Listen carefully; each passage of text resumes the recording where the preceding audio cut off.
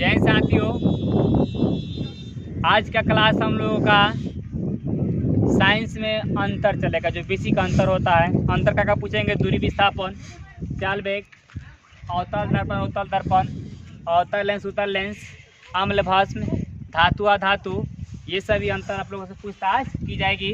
और एक विद्यार्थी से मात्र एक अंतर पूछा, मतलब एक अंतर पूछेंगे। इसमें कम से कम आपको 2 से 3 बताना है, 2 से कम नहीं बताना, 2 से अधिक हो जाए, 3 को हो जाना चाहिए कम से कम। चलिए अब शुरू करते हैं। लीजिए, क्या नाम है? इधर लड़की का, एक लड़की से, क्या नाम है आपका? प्रिया कुमारी। लीजिए, मैं पकड़िए। आपको बताना है, कौन क्लास में पढ़ते हैं? 8 क्लास में। देखिए, प्रिया कुमारी हैं, 8 क्लास में पढ़ते हैं। ये बताएंगे, पहला अंतर को बताना है दूरी एवं विस्थापन में अंतर बताइए। दूरी एवं विस्थापन। दूरी किसी वस्तु द्वारा तय की गई लंबाई को दूरी कहते हैं। विस्थापन किसी वस्तु द्वारा किसी खास दिशा में तय की गई न्यूनतम दूरी को विस्थापन कहते हैं। दूरी एक अदिश राशि है, विस्थापन एक सदिश राशि है। दूरी हमेशा धनात्मक होती है। विस्थापन धनात्मक, ऋणात्मक या शून्य, तीनों में से कुछ भी हो सकता है। यानी कि दूरी धनात्मक होती है और विस्थापन का होता है धनात्मक, ऋणात्मक या शून्य, कुछ भी हो सकता है। बहुत बढ़िया जवाब। क्या नाम है आपका? कुंदन कुमार। किस क्लास में पढ़ते हैं? 8 क्लास में। आपको बताना है, आप बता दीजिए अम्ल एवं भस्म बताइए अंतर। अम्ल स्वाद में खट्टा होता है, भस्म या स्वाद में कड़वा होता है। अम्ल या जलीय विलयन में हाइड्रोजन आयन OH+ देता है। भस्म या जलीय विलयन हाइड्रोक्साइड आयन OH- देता है। इसका pH अम्ल इसका pH मान 7 से कम होता है। भस्म इसका pH मान 7 से अधिक होता है। बहुत बने जवाब। यानी कि अम्लीय पदार्थ का pH मान का होता है 7 से कम होता है और क्षारीय पदार्थ का pH मान 7 से का होता है, अधिक होता है। अम्ल जल में घुलकर H+ आयन देता है और भस्म OH- आयन देता है, यानी हाइड्रोक्साइड आयन देता है भस्म, और अम्ल का देता है हाइड्रोजन आयन। बहुत बने जवाब। चलिए, आपका क्या नाम है? प्रिंस नंदिनी। किस क्लास में पढ़ते हैं? 7। 7। आपको बताना है अवतल दर्पण एवं उत्तल दर्पण में अंतर। अवतल दर्पण इसका परावर्तक सतह धंसा होता है। उत्तल दर्पण इसका परावर्तक सतह उभरा होता है। अवतल दर्पण इसकी बाहरी सतह पर कलाई की रहता है। उत्तल दर्पण इसकी भीतरी सतह पर कलाई की रहती है। अवतल दर्पण इसमें काल्पनिक और वास्तविक दोनों प्रतिबिंब बनते हैं और उत्तल दर्पण इसमें केवल काल्पनिक या आभासी प्रतिबिंब बनते हैं। यानी कि अवतल दर्पण में दोनों प्रतिबिंब बनता है, वास्तविक और काल्पनिक। और उत्तल दर्पण में क्या बनता है? काल्पनिक प्रतिबिंब बनता है। बहुत सुंदर जवाब। चलिए, आपका क्या नाम है? अमन कुमार। लीजिए, अमन कुमार। किस क्लास में पढ़ते हैं? 9th में पढ़ते हैं। आपको बताना है परमाणु एवं अणु अंतर बताना है। परमाणु तत्व का सूक्ष्म कण परमाणु कहलाता है। अणु जैविक का सूक्ष्म कण अणु कहलाता है। परमाणु रासायनिक अभिक्रिया में भाग लेता है, अणु रासायनिक अभिक्रिया में भाग नहीं लेता है। परमाणु स्वतंत्र अवस्था में नहीं पाया जाता है, अणु स्वतंत्र अवस्था में पाया जाता है। यानी कि तत्व का सूक्ष्म कण परमाणु कहलाता है और यौगिक का सूक्ष्म कण अणु कहलाता है। रासायनिक अभिक्रिया में भाग कौन लेता है? परमाणु, और अनुभाग नहीं लेता। क्या नाम है? काजल कुमारी। किस क्लास में पढ़ते हैं? 8 क्लास में पढ़ते हैं। तो आपको बताना है अवतल लेंस एवं उत्तल लेंस में अंतर। अवतल लेंस वैसा लेंस जिसके भीतरी का सतह पतला और बाहरी का मोटा होता है, उसे अवतल लेंस कहते हैं। उत्तल लेंस वैसा लेंस जिसके बीच का मोटा होता है और बाहरी का सतह पतला होता है, उसे उत्तल लेंस कहते हैं। अवतल लेंस का फोकस दूरी काल्पनिक होता है। उत्तल लेंस का फोकस दूरी वास्तविक होता है। अवतल लेंस में काल्पनिक आभासी प्रतिबिंब बनते हैं। उत्तल लेंस में काल्पनिक और वास्तविक दोनों प्रतिबिंब बनते हैं। यानी कि जो अवतल लेंस होता है, बीच में क्या होता है? पतला होता है और किनारों पर क्या होता है? मोटा होता है। और जो उत्तल लेंस होता है, बीच में क्या होता है? मोटा होता है और किनारों पर क्या होता है? पतला होता है। जो अवतल लेंस होता है, इसका फोकस क्या होता है? काल्पनिक। और उत्तल लेंस का फोकस क्या होता है? वास्तविक।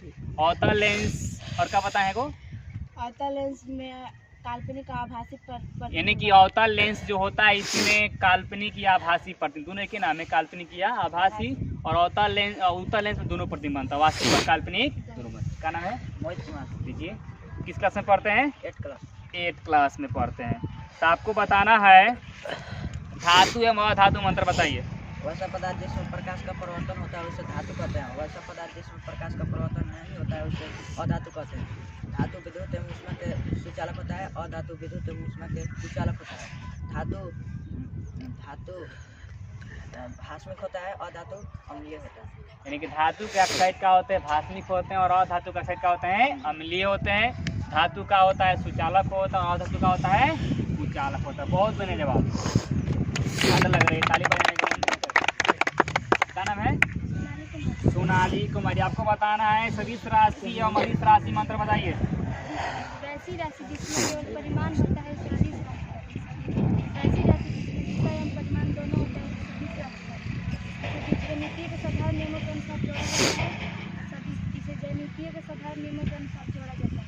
अदिश दूरी, चाल, दाब अदिश राशि है। भार, वेग, त्वरण, बल सदिश राशि।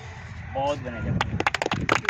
यानी कि अदिश राशि में केवल परिमाण होता है और सदिश राशि में क्या होता है? दिशा और परिमाण दोनों होता है। क्या नाम है? किस क्लास में पढ़ते हैं? 7 क्लास में पढ़ते हैं। आप बता दीजिए गति और विराम मंत्र बता दीजिए। समय के साथ किसी वस्तु में परिवर्तन होना गति कहलाता है। समय के साथ किसी वस्तु में परिवर्तन ना होना विराम कहलाता है। यानी कि जिसमें समय के साथ परिवर्तन होता है क्या कहलाता है? गति कहलाता है। और जिसमें समय के साथ परिवर्तन नहीं होता है क्या होता है? विराम कहलाता है। बहुत सुंदर। क्या नाम है? सतीश कुमारी। किस तरह से पढ़ते हैं? आप बता दीजिए चाल एवं वेग मंत्र बता दीजिए। चाल प्रति इकाई समय में किसी भी दिशा में तय की गई दूरी को चाल कहते हैं। और वेग प्रति इकाई समय में किसी निश्चित दिशा में तय की गई दूरी को वेग कहते हैं। चाल एक अदिश राशि है, वेग एक सदिश राशि है। चाल सदा धनात्मक होती है और वेग धनात्मक, ऋणात्मक और शून्य तीनों में से कुछ भी हो सकती है। बहुत सुंदर। किसी भी दिशा में तय की गई दूरी क्या कहलाती है? चाल कहलाती है। लेकिन वेग क्या होता है? किसी खास दिशा में तय की गई दूरी क्या होता है? वेग होता है। क्या नाम है? मोहन कुमार। किस क्लास में पढ़ते हैं? 8 क्लास में। 8 क्लास में पढ़ते हैं। तो आप बता दीजिए द्रव्यमान एवं भार मंत्र बता दीजिए। किसी वस्तु में उपस्थित पदार्थ की मात्रा को द्रव्यमान कहते हैं। भार वह बल है जिसके द्वारा पृथ्वी किसी भी वस्तु को अपने केंद्र की ओर आकर्षित करती है। द्रव्यमान का सही मात्रक किलोग्राम होता है। भार का सही मात्रक न्यूटन होता है। द्रव्यमान एक अदिश राशि है, भार एक सदिश राशि है। द्रव्यमान का मान सभी जगह समान होता है, परंतु भार का मान सभी जगह भिन्न जगह पर भिन्न होता रहता है। यानी कि द्रव्यमान का मान सभी जगहों पर एक समान होता है और भार का मान भिन्न जगहों पर भिन्न होता है। यानी कि द्रव्यमान का मान बदलता नहीं है लेकिन भार का मान बदलता रहता है। क्या नाम है? मनीषा कुमारी। आप बता दीजिए वास्तविक प्रतिबिंब और काल्पनिक प्रतिबिंब में अंतर।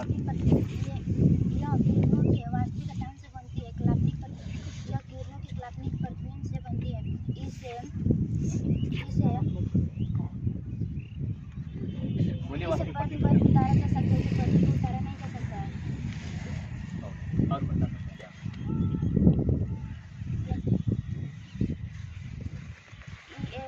यह हमेशा उल्टा बनता है, यह हमेशा सीधा बनता है। कौन उल्टा बनता है? उल्टा वास्तविक प्रतिबिंब बनता है और सीधा काल्पनिक प्रतिबिंब बनता है। यानी कि वास्तविक प्रतिबिंब किरणों के वास्तविक कटान से बनता है और काल्पनिक प्रतिबिंब किरणों के काल्पनिक कटान से बनता है। वास्तविक प्रतिबिंब उल्टा होता है और काल्पनिक प्रतिबिंब सीधा होता है। वास्तविक प्रतिबिंब को पर्दे पर उतारा जा सकता है और काल्पनिक प्रतिबिंब को पर्दे पर उतारा नहीं। क्या नाम है? किस क्लास में पढ़ते हैं? 8 में। आप बता दीजिए ऊर्जा एवं शक्ति बता दीजिए अंतर। ऊर्जा एवं शक्ति में निम्नलिखित अंतर है। ऊर्जा कार्य करने की क्षमता को ऊर्जा कहता है। शक्ति कार्य करने की समय को शक्ति कहता है। ऊर्जा कैसे मात्रक जूल होता है और शक्ति कैसे मात्रक वाट होता है। शक्ति समय पर निर्भर करता है, ऊर्जा समय पर निर्भर नहीं करता है। यानी कार्य करने की क्षमता को ऊर्जा कहते हैं या कार्य करने की समय दर को शक्ति कहते हैं। ऊर्जा का ऐसा ही मात्रक जूल होता है, शक्ति का ऐसा ही मात्रक वाट होता है। शक्ति समय पर निर्भर करता है, ऊर्जा समय पर निर्भर नहीं करता। बहुत सुंदर जवाब। हंस रही थी तू, बता मत करो, हंसी तो दिए। बताओ बल तथा दाब में अंतर। बल धक्का या खिंचाव को बल कहते हैं। यानी कि धकेल देते खींच लो बल। बल एक सदिश राशि है। बल का एसआई मात्रक न्यूटन होता है। प्रति इकाई क्षेत्र पर लगने वाली बल को दाब कहते हैं। दाब एक अदिश राशि है। दाब का एसआई मात्रक पास्कल होता है। यानी कि बल का ऐसा ही मात्रक न्यूटन होता है, दाब का ऐसा ही मात्रक पास्कल होता है। बल एक सदिश राशि है और दाब एक अदिश राशि है। और बल का होता है धक्का या खिंचाव को बल कहते हैं और दाब का होता है प्रति इकाई क्षेत्रफल पर लगने वाले बल को दाब कहते हैं। अब लास्ट क्वेश्चन अपने जो हमारे कैमरा का आइए कैमरा में बताइए लास्ट क्वेश्चन देखिए, इनके ऊपर बहुत ज़्यादा जिम्मेवारी है, बेचारे एकदम पढ़ते भी हैं और कैमरा का शूटिंग के काम ही नहीं करती। क्या नाम है? मैंने मुँह दिखाइए हमारा नाम देखना तरह का प्रिंस कुमार नाम है। किस क्लास में पढ़ते हैं? 8th क्लास में। आपको बता देना है 12 जी और छोटा जी में अंतर बताना है। 12 जी और छोटा जी में